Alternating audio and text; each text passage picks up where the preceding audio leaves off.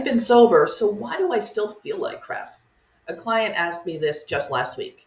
If you're in recovery, you might be wondering the same thing. You've done the hard work to get sober, so why does it sometimes feel like you're still struggling, an invisible battle?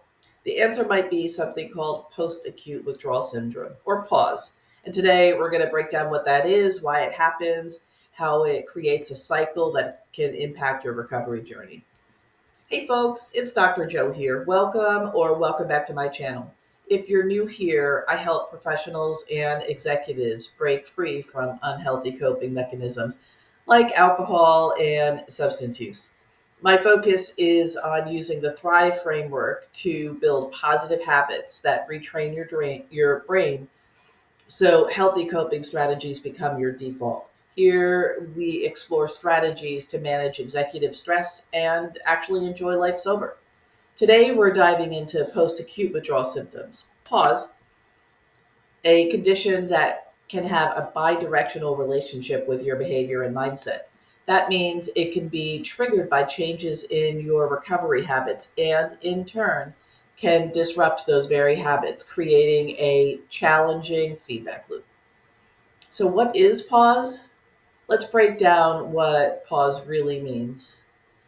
Post means after, acute is rapid onset, short but intense, and syndrome is a group of symptoms. In simple terms, PAWS refers to a set of symptoms that can appear after the initial withdrawal detox phase ends. While not everyone experiences it, enough people do that it's crucial to understand how it works and how it can influence your recovery progress. Here's where it gets tricky. PAWS doesn't just passively happen. It has a bidirectional relationship with your recovery behaviors and mindset. Stress, changes in sleep, or disruptions in your routine can trigger PAWS symptoms.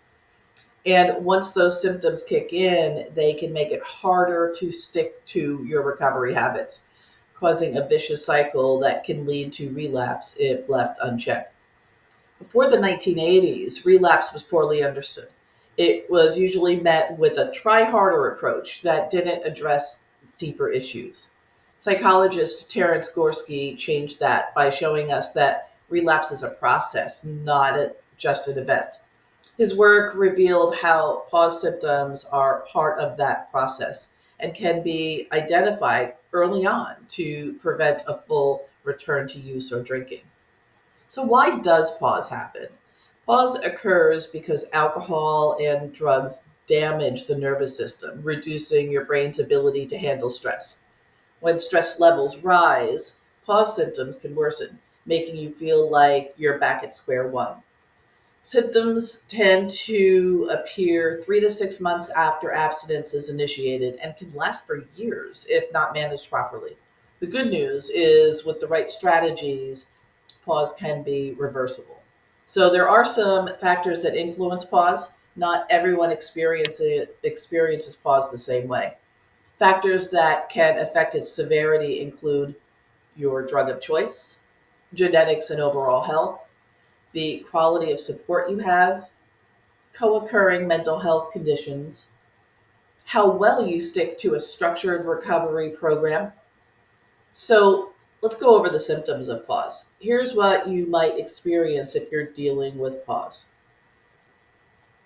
In terms of physical, you might experience fatigue, insomnia, fluctuating energy, and unexplained aches.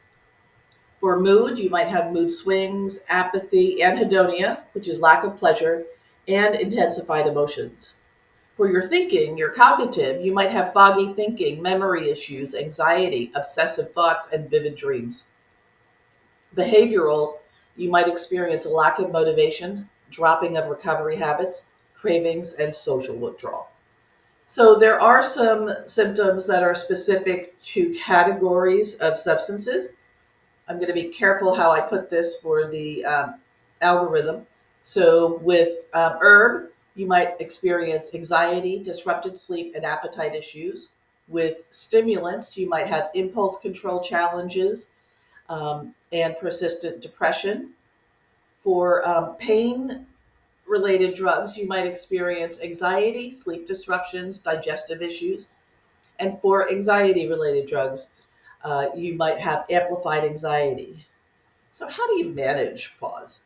Recovery from PAWS requires intentional self care and consistent recovery practices.